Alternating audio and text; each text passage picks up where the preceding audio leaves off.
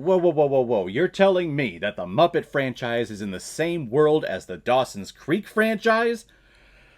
My mind is blown.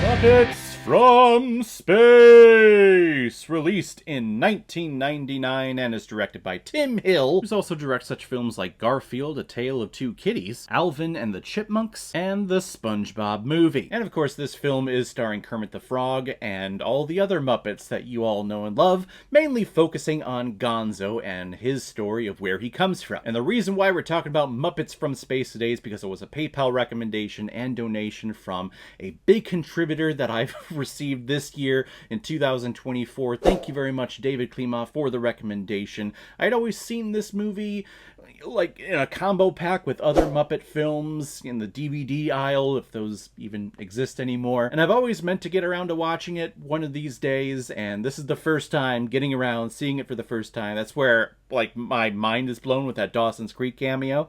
I mean, that was just freaking awesome. So if anyone else out there also wants to be like David and help support me and contribute to this channel, you can select the QR code that is in the bottom left corner of your screen right now and send over your donation of $5 or more with your movie recommendation. And if I have access to it, I will watch it, review it, and give you a little shout out, just like what I did with David here. We all know Gonzo from The Muppet Show and all the other Muppet movies that have come out in the last several decades, but no one actually knows what the species of Gonzo really is. And this one day in particular, Gonzo is feeling very down and very depressed and feeling that he is alone in the universe. Well, he starts getting signs that there is an alien ship about to approach Earth, and they have the secrets to where he comes from. So now Gonzo tries to make all the efforts he can to communicate with these aliens to help them get to where he is located, but the US government is tracking those communications and is looking to hunt down Gonzo to protect the world from any evil alien forces. And just like every other Muppet project out there, whether it is a TV show or a movie,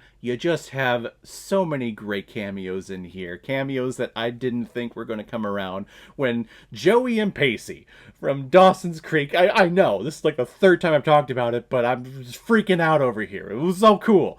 Joey and Pacey from Dawson's Creek are there. They're waiting for the alien spaceship to come down, and they even talk about, gosh, I wish Dawson was here. He would love this. That's just amazing. What season of Dawson's Creek would that be? Well, that would be 3 or 4 when they started dating.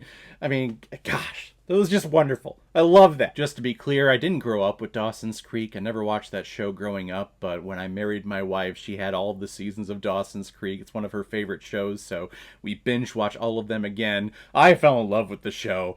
It's just a whole bunch of pretty white people with problems. But back to the Muppets.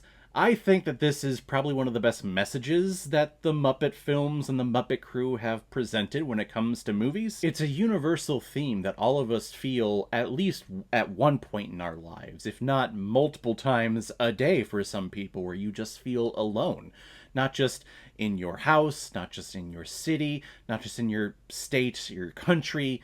Feel alone on this planet, and sometimes you feel alone in this universe. But through all of this, in the end, Gonzo learns that just because you have a species out there, or that you have a blood family out there that you come from, that doesn't make them your family. It doesn't make them your friends.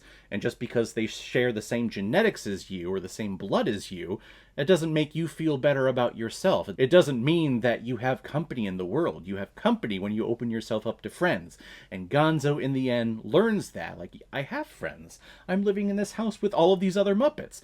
Which, by the way, this house that they live in, like, what is this, like 5 stories tall? I want to know what they're paying for mortgage, for the water bill, for the electric bill. All of these people living in this house, that can't be legal. But he realizes that all of these people that he's been with, this was 1999, so they've been around for 30, 40 years, he learns that they're his family, and because he's with them, he's not alone. Which is a very powerful message that everyone should realize and should be reinforced. It's a message that should be reinforced to everyone. Hey, you are not alone as long as you have friends in this world. Now, unlike other Muppet projects, there's not a lot of music that happens in this film, which was a little jarring for me. Usually when it comes to Muppet movies, you get some type of jingle in there, but I don't recall hearing one, actually. This was all focused on the comedy of what they were saying and what they were doing. Miss Piggy is great, who she's trying to get her foot in the door when it comes to becoming a news anchor at this TV show, which is being run by Rob Schneider, so of course, how could she not get her foot in the door? I also really love Pepe the King Prawn.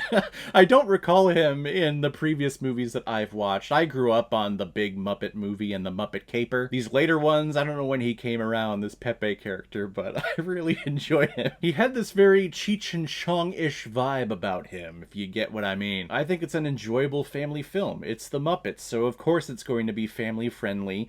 Yes, there are some jokes in there that are a little bit more for the adults, but it's not like it's raunchy or anything. It's just a little bit of higher comedy that some young people probably just won't get the reference, but it's a reference for those of us who grew up in the 90s or the 80s. I may put this above the Great Muppet Caper, but I don't think anything, at least when it comes to the Muppets, for me, nothing beats the Great Muppet movie with the Rainbow Connection. Like, nothing's gonna top that for me. Ever. That movie's just great. I'm gonna give Muppets from Space 3.5 out of 5 Blu-rays. I am above average. So guys, if you've seen Muppets from Space, what did you think about it? Or if you've never seen it before and you stumbled across because of this video, then comment below and let me know what you thought about it. And as always, if you like what you see here, if you like my take on movies, then hit the subscribe button and make sure you hit that bell so you'll know the next time I'm releasing my next movie review. So guys, I will see you next time on the channel, but in the meantime, be well, be good to each other, and go watch a movie. Take care, guys.